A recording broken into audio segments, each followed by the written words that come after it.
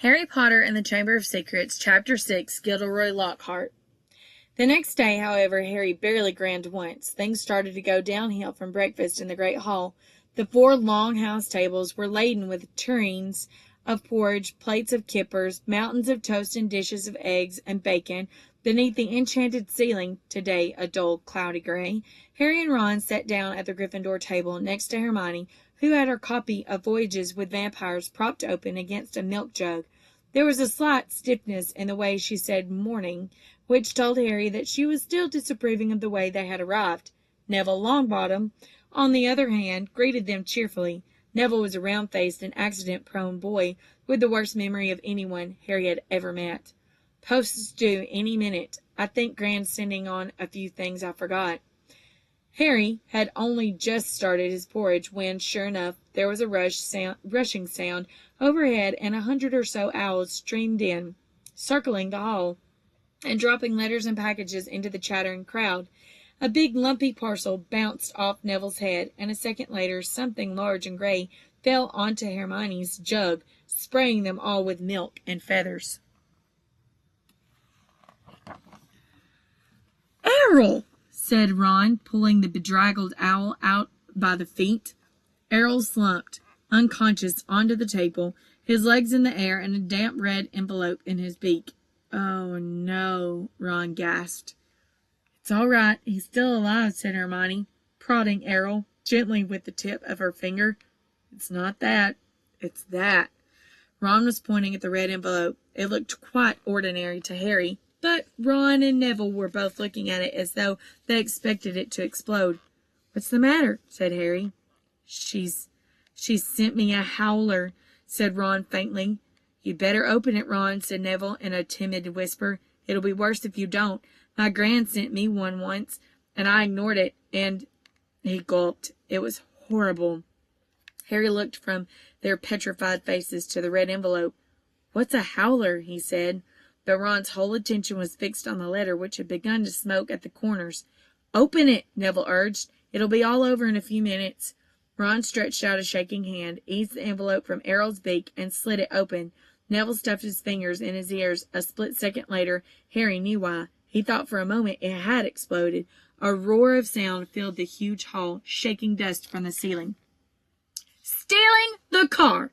I wouldn't have been surprised if they'd expelled you. You wait till I get hold of you. I don't suppose you stopped to think what your father and I went through when we saw it was gone." Mrs. Weasley's yells, 100 times louder than usual, made the plates and spoons rattle on the table and echo deafeningly off the stone walls. People throughout the hall were swiveling around to see who had received the howler, and Ron sank so low in his chair that only his crimson forehead could be seen. "Letter from Dumbledore last night. I thought your father would die of shame. We didn't bring you up to behave like this. You and Harry could both have died." Harry had been wondering when his name was going to crop up. He tried very hard to look as though he couldn't hear the voice that was making his eardrums throb. "Absolutely disgusted! Your father's facing an inquiry at work. It's entirely your fault, and if you put another toe out of line, we'll bring you straight back home." A ringing silence fell. The red envelope, which had dropped from Ron's hand, burst into flames and curled into ashes. Harry and Ron sat stunned as though a tidal wave had just passed over them. A few people laughed, and gradually a babble of talk broke out again. Hermione closed Voyages with Vampires and looked down at the top of Ron's head. "Well, I don't know what you expected, Ron, but you—" "Don't tell me I deserved it," snapped Ron. Harry pushed his porridge away. His insides were burning with guilt. Mr. Weasley was facing an inquiry at work, after all Mr. and Mrs. Weasley had done for him over the summer. But he had no time to dwell on this. Professor McGonagall was moving along the Gryffindor table, handing out timetables. Harry took his, and saw that they had double herbology and the Hufflepuffs first. With the Hufflepuffs first. Harry and Ron and Hermione left the castle together, crossed the vegetable patch, and made for the greenhouses, where the magical plants were kept. At least the howler had done one good thing. Hermione seemed to think they had now been punished enough, and was being perfectly friendly again. As they neared the greenhouses, they saw the rest of the class standing outside, waiting for Professor Sprout.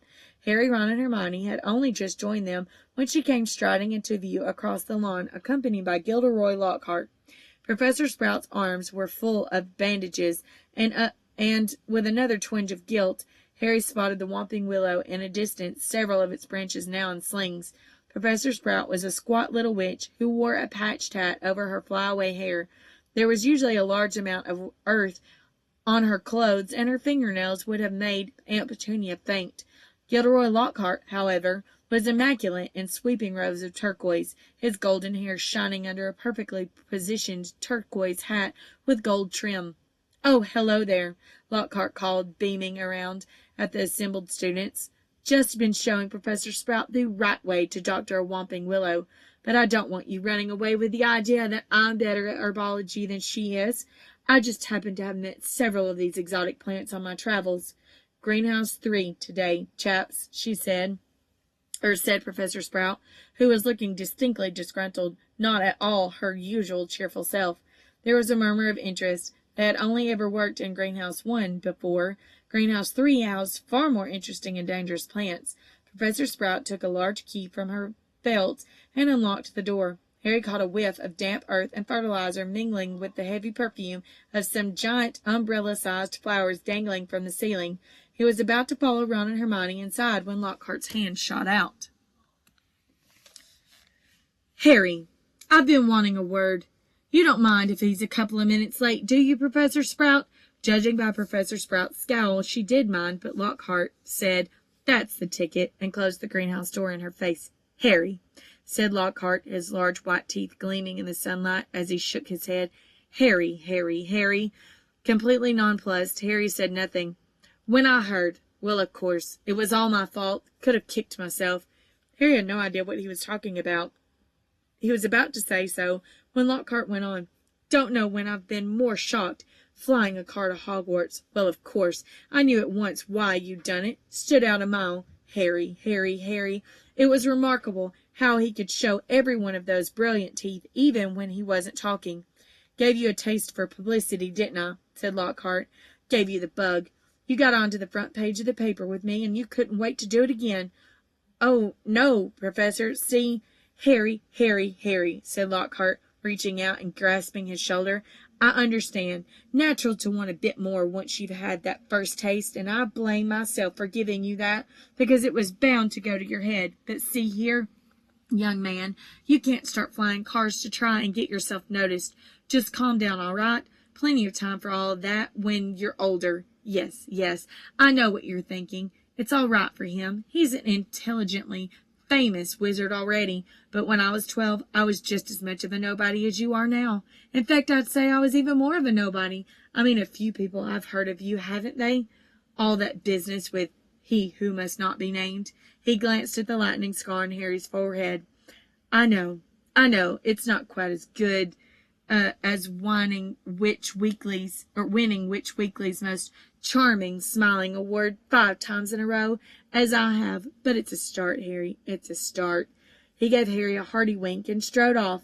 Harry stood stunned for a few seconds. Then, remembering he was supposed to be in the greenhouse, he opened the door and slid inside. Professor Sprout was standing behind a trestle bench in the center of the greenhouse. About 20 pairs of different colored earmuffs were lying on the bench. When Harry had taken his place between Ron and Hermione, she said, "We'll be repotting mandrakes today. Now, who can tell me the properties of the mandrake?" To nobody's surprise, Hermione's hand was first into the air. "Mandrake, or mandragora, is a powerful restorative," said Hermione, sounding as usual as though she had swallowed the textbook. "It was used to return people who have been transfigured or cursed to their original state." "Excellent. 10 points to Gryffindor," said Professor Sprout. "The mandrake forms an essential part of most antidotes. It is also, however, dangerous. Who can tell me why?" Hermione's hand narrowly missed Harry's glasses as it shot up again. "The cry of the mandrake is fatal to anyone who hears it," she said promptly. "Precisely. Take another 10 points," said Professor Sprout. "Now, the mandrakes we have here are still very young." She pointed to a row of deep trays as she spoke, and everyone shuffled forward for a better look.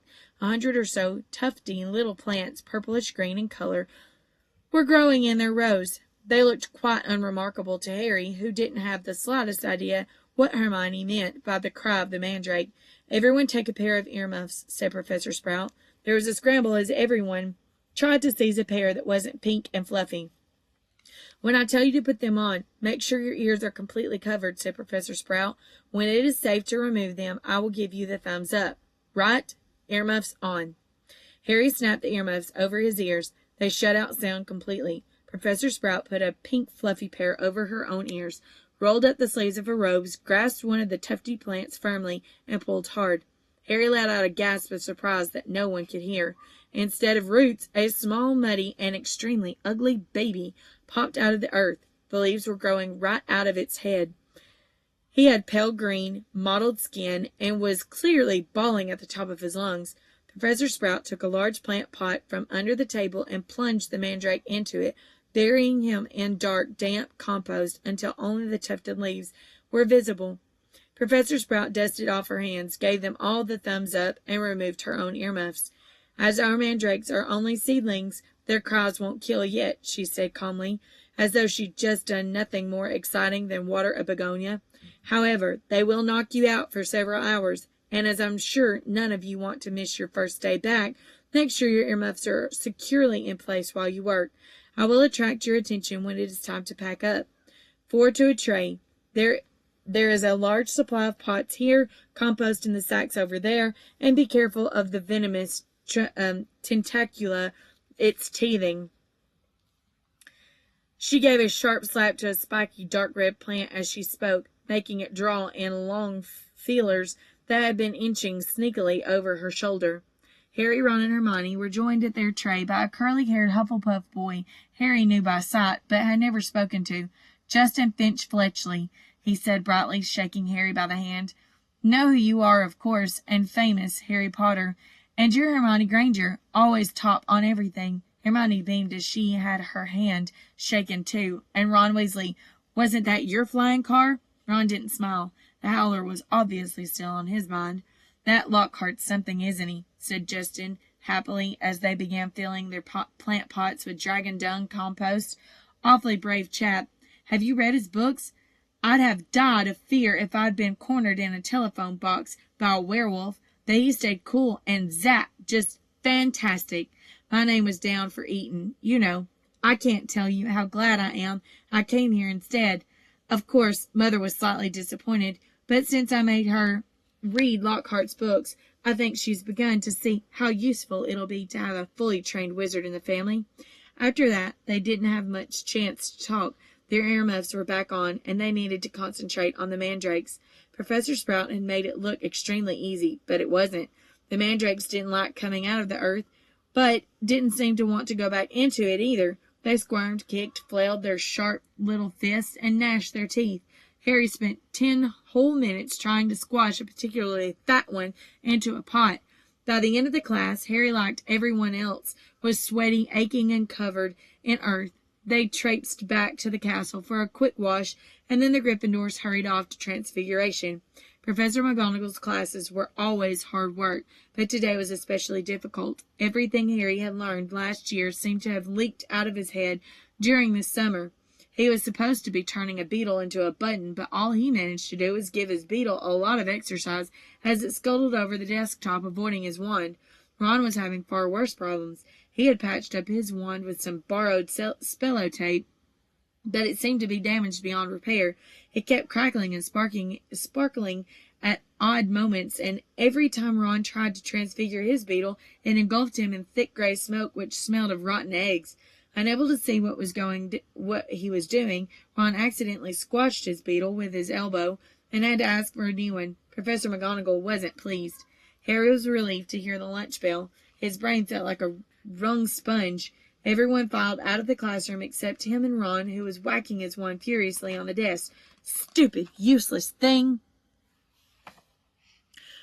Right home for another one, Harry suggested, as the one let off a volley of bangs like a firecracker. Oh, yeah, and get another howler back, said Ron, stuffing the now hissing wand into his bag.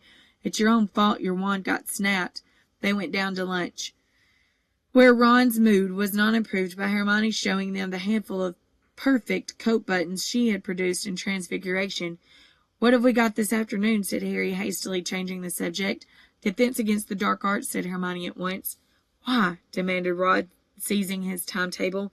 Have you outlined all Lockhart's lessons in little hearts? Hermione snatched the timetable back, flushing furiously. They finished lunch and went outside into the overcast courtyard. Hermione sat down on a stone step and buried her nose in Voyages with Vampires again. Harry and Ron stood talking about Quidditch for several minutes before Harry became aware that he was being closely watched.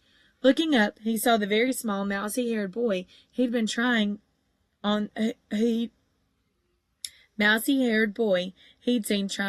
the Sorting Hat last night, staring at Harry as though transfixed. He was clutching what looked like an ordinary mogul camera, and the moment Harry looked at him, he went bright red. All right, Harry.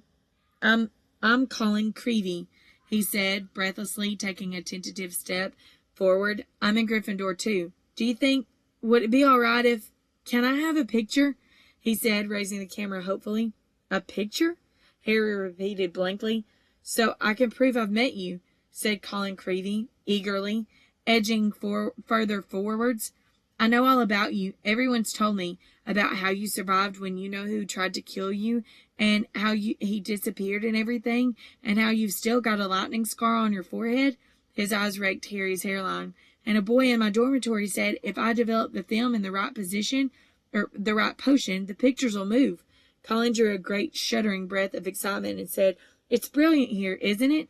I never knew all of the odd stuff I could do was magic till I got the letter from Hogwarts. My dad's a milkman. He couldn't believe it either. So I'm taking loads of pictures to send home to him, and it'd be really good if I had one of you. He looked imploringly at Harry. Maybe your friend could take it, and I could stand next to you. And then, could you sign it? Signed photos? You're giving out signed photos, Potter? Loud and seething, Draco Malfoy's voice echoed around the courtyard. He had stopped right behind Colin, flanked, as he always was at Hogwarts, by his large and thuggish cronies, Crabbe and Goyle. Everyone queue up, Malfoy roared to the crowd. Harry Potter's giving out signed photos. No, I'm not, said Harry angrily, his fist clenching. Shut up, Malfoy. You're just jealous, piped Colin, whose entire body was about as thick as Crabbe's neck. Jealous? Said Malfoy, who didn't need to shout any more. Half the courtyard was listening in. Of what? I don't want a foul scar right across my head, thanks. I don't think getting your head cut open makes you that special myself. Crabbe and Goyle were sniggering stupidly. Eat slugs, Malfoy, said Ron angrily. Crabbe stopped laughing and started rubbing his cronker-like knuckles in a menacing way. Be careful, Weasley, sneered Malfoy. You don't want to start any trouble, or your mummy'll have to come and take you away from school. He put on a shrill, piercing voice. If you put another toe out of line. A knot of Slytherin fifth years nearby laughed loudly at this. Weasley would like a signed photo, Potter, smirked Malfoy. It'd be worth more than his family's whole house. Ron whipped out his spello-taped wand, but Hermione shut Voyages with Vampires with a snap and whispered, Look out! What's all this? What's all this? Gilderoy Lockhart was striding towards them, his turquoise robes swirling behind him. Who's giving out signed photos? Harry started to speak, but he was cut short as Lockhart flung an arm around his shoulders and thundered jovially. Shouldn't have asked. We meet again, Harry. Pinned to Lockhart's side and burning with humiliation, Harry saw Malfoy slide, smirking, back into the crowd.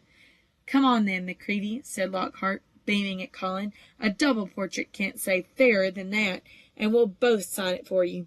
Colin fumbled for his camera and took the picture as the bell rang behind them, signaling the start of afternoon classes. Off you go. Move along there, Lockhart called to the crowd, and he set off back to the castle with Harry, who was wishing he knew a good vanishing spell, still clasped to his side. A word to the wise, Harry, said Lockhart paternally as they entered the building through the side door. I covered up for you back there with young McCreevy. If he was photographing me, too, your schoolfellows won't think you're setting yourself up so much. Deaf to Harry's stammers, Lockhart swept him down a corridor lined with staring students and up a staircase. Let me just say that handing out signed pictures at this stage of your career isn't sensible. Looks a tad big-headed, Harry, to be frank. There may will come a time when, like me, you'll need to keep a stack of handy wherever you go. But," he gave a little chortle, "I don't think you're quite there yet." They had reached Lockhart's classroom. Annie let Harry go at last. Harry yanked his robe straight and headed for a seat at the very back of the class, where he busied himself with piling all 7 of Lockhart's books in front of him so that he could avoid looking at the real thing. The rest of the class came clattering in, and Ron and Hermione sat down on either side of Harry. "You could have fried an egg on your face," said Ron. "You'd better hope Creevy doesn't meet Ginny. They'll be starting a Harry Potter fan club." "Shut up," snapped Harry. The last thing he needed was for Lockhart to hear the phrase Harry Potter fan club.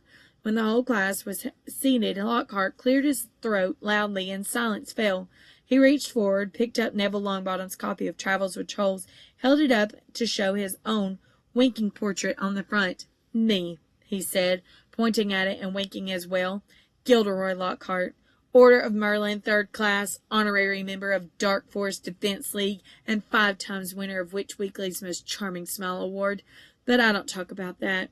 I didn't get rid of the Bandon Banshee by smiling at her." He waited for them to laugh. A few people smiled weakly. "I see you've all bought a complete set of my books. Well done.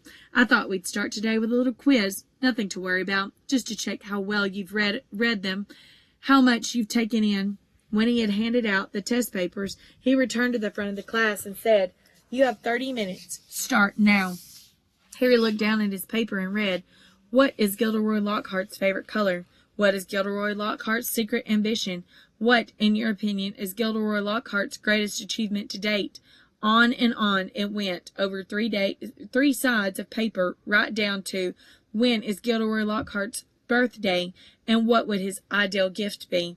Half an hour later, Lockhart collected in the papers and rifled through them in front of the class. "Tut, tut. Hardly any of you remembered my favorite color is lilac. I say so in year with a Yeti. And a few of you need to read Wanderings with Werewolves more carefully. I clearly stated in Chapter 12 that my ideal birthday gift would be harmony between all magic and non-magic peoples, though I wouldn't say no to a large bottle of Ogden's Old Fire Whiskey." He gave them another roguish wink. Ron was now staring at Lockhart with an expression of disbelief on his face.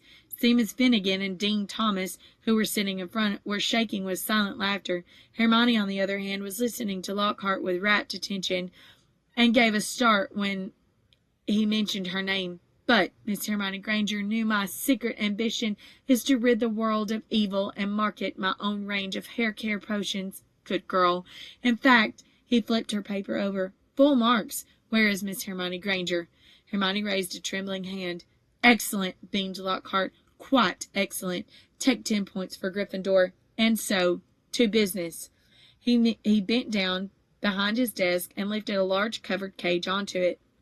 "Now, be warned. It is my job to arm you against the foulest creatures known to wizard kind. You may find yourselves facing your worst fears in this room. Know only that no harm can befall you whilst I am here. All I ask is that you remain calm." In spite of himself, Harry leaned around his pile of books for a better look at the cage. Lockhart placed a hand on the cover. Dean and Seamus had stopped laughing now.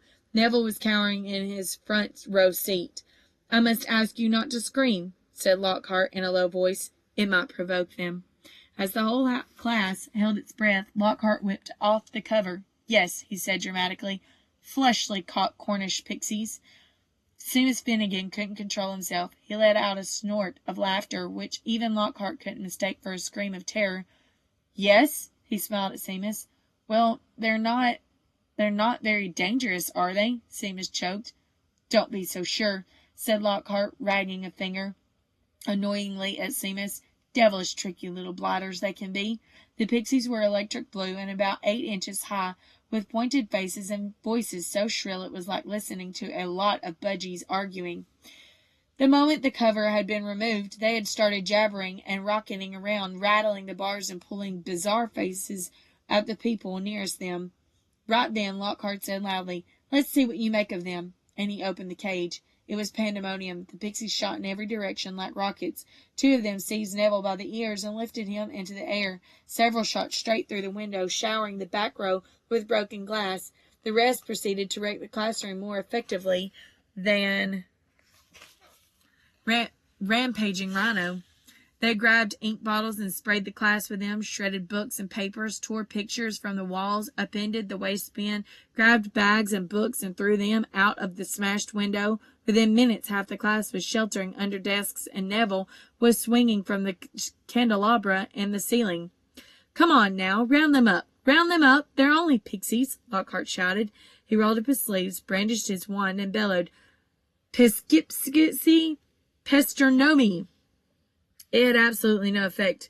One of the pixies seized Lockhart's wand and threw it out of the window, too. Lockhart gulped and dived under his own desk, narrowly avoiding being squashed by Neville, who fell a second later as the candelabra gave way. The bell rang, and there was a mad rush towards the exit. In the relative calm that followed, Lockhart straightened up, caught sight of Harry, Ron, and Hermione, who were almost at the door, and said, "Well, I'll ask you three to just nip the rest of them back into their cage." He swept past them and shut the door quickly behind him. "Can you believe him?" roared Ron as one of the remaining pixies bit him painfully on the ear. "He just wants to give us some hands-on experience," said Hermione, immobilizing two pixies at once with a clever freezing charm, stuffing them back into their cage. "Hands-on?" said Harry, who was trying to grab a pixie dancing out of the reach with its tongue out. Hermione, he didn't have a clue what he was doing. "Rubbish," said Hermione. "You've read his books. Look at all those amazing things he's done. He says he's done," Ron muttered.